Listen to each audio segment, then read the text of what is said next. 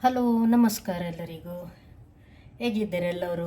ನಾನು ನೋಡಿ ಇಲ್ಲಿ ತೊಳ್ಕೊಂಡು ಇಟ್ಕೊಂಡಿದ್ದೇನೆ ಬಸಳೆ ಮತ್ತು ಪ್ರಾನ್ಸು.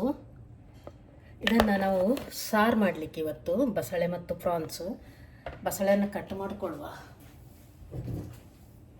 ಮತ್ತು ನೋಡಿ ಇದೆ ಅದಕ್ಕೆ ಬೇಕಾಗಿದ್ದ ಮಸಾಲ ನೋಡಿ, ದೊಡ್ಡ ಕಪ್ 1 ಕಪ್ ತೆಂಗಿನಕಾಯಿ, ಮತ್ತು ಇದು ಬಸಳೆ ಬೇಯಲಿಕ್ಕೆ ಇಡಲಿಕ್ಕೆ ಟೊಮೆಟೊ ಮತ್ತು ಆನಿಯನ್ ಒಗ್ಗರಣೆ ಕೊಟ್ಟು ಇದನ್ನು ಬಾಯ್ಲ್ ಮಾಡಲಿಕ್ಕೆ ಇಡಬೇಕು.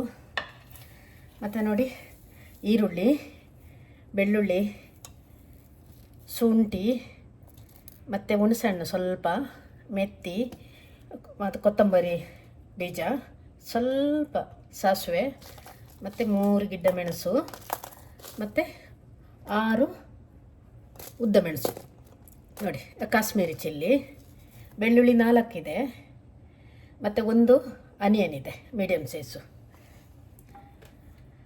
ಮತ್ತು ಹಳದಿ. ಇದನ್ನು ನಾವು ಮಸಾಲೆನ ಚೆನ್ನಾಗಿ ಫ್ರೈ ಮಾಡಬೇಕು. ಫಸ್ಟು ಫ್ರೈ ಮಾಡ್ಕೊಂಡು ಬರುವ ಚೆನ್ನಾಗಿ. ಇದನ್ನು ಈ ಥರ ಕಟ್ ಮಾಡ್ಕೊಳ್ಬೇಕು.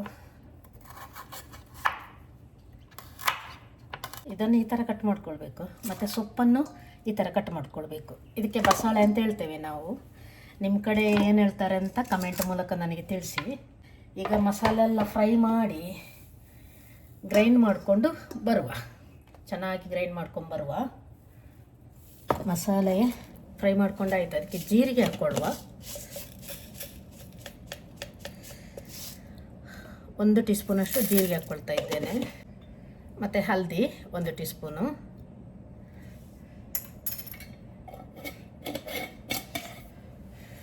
ಇವಾಗ ಇದನ್ನು ಬಾಯ್ಲ್ ಮಾಡಲಿಕ್ಕೆ ಇಡುವ. ಬಸಳೆಯನ್ನು ಬಾಯ್ಲ್ ಮಾಡಲಿಕ್ಕೆ ಇಡುವ. ಇಲ್ಲೊಂದು ಪಾತ್ರೆ ಇಟ್ಕೊಂಡಿದ್ದೇನೆ, ಬಾಯ್ಲ್ ಹಾಕ್ತೇನೆ. ಅದಕ್ಕೆ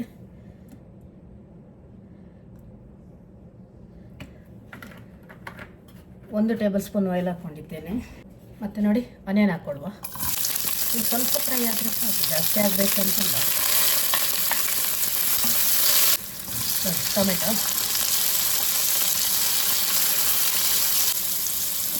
ನೋಡಿ, ಈಗ ಮಸಾಲೆ ಹಾಕ್ಕೊಳ್ವ.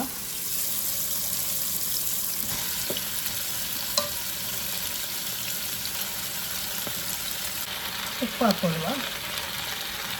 ಉಪ್ಪು ಹಾಕ್ಕೊಳ್ಳುವ.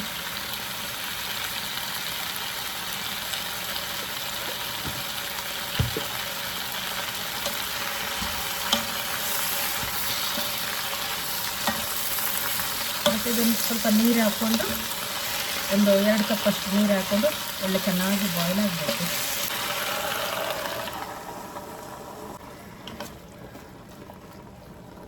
ಇವಾಗ ಬಾಯ್ಲ್ ಆಗಲಿಕ್ಕೆ ಇಡುವ.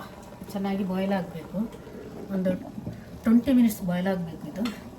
ಮತ್ತು ನೋಡಿ ಮಸಾಲೆ, ಆನಿಯನು, ಹುಣಸೆಹಣ್ಣು ಮತ್ತು ಬೆಳ್ಳುಳ್ಳಿ, ಜಿಂಜರ್ ಎಲ್ಲ ಫ್ರೈ ಮಾಡ್ಕೊಂಡು ಇಟ್ಕೊಂಡಿದ್ದೇನೆ. ಇದನ್ನು ಮಸಾಲೆ ಹಾಕಿ ಗ್ರೈಂಡ್ ಮಾಡ್ಕೊಂಡು ಬರುವ. ನೋಡಿ, ಇದು ಬಸಳೆ ಬಾಯ್ಲ್ ಆಯಿತು. ಇದಕ್ಕೆ ಇವಾಗ ನಾವು ಮಸಾಲೆ ಹಾಕ್ಕೊಳ್ಳುವ.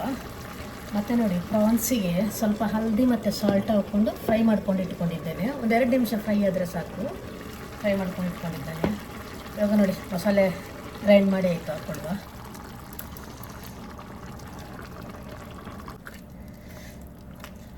ಇದು ಒಂದು 10 ನಿಮಿಷ ಬಾಯ್ಲ್ ಆಗಬೇಕು ಮಸಾಲೆಯಲ್ಲಿ. ಮತ್ತು ಲಾಸ್ಟಿಗೆ ಅದು ಪ್ರಾನ್ಸ್ ಹಾಕ್ಕೊಳ್ಳಿಕ್ಕೆ 10 ನಿಮಿಷ ಇದು ಬಾಯ್ಲ್ ಆಗಲಿ ಇನ್ನು. ಮತ್ತು ಟೇಸ್ಟೆಲ್ಲ ನೋಡ್ಕೊಳ್ಳಿ, ಉಪ್ಪೇನಾದರೂ ಬೇಕಿದ್ದರೆ.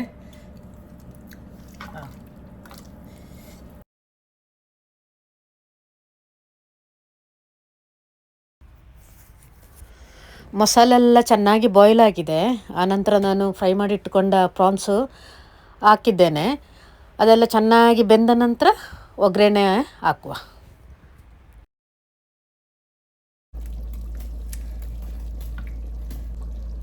ಪ್ರಾನ್ಸ್ ಮತ್ತು ಬಸಳೆ ನೋಡಿ. ನಿಮ್ಮ ಕಡೆ ಬಸಳೆಗೆ ಏನು ಹೇಳ್ತಾರೆ ಅಂತ ನನಗೆ ಕಮೆಂಟ್ ಮೂಲಕ ತಿಳಿಸಿ. Thank you.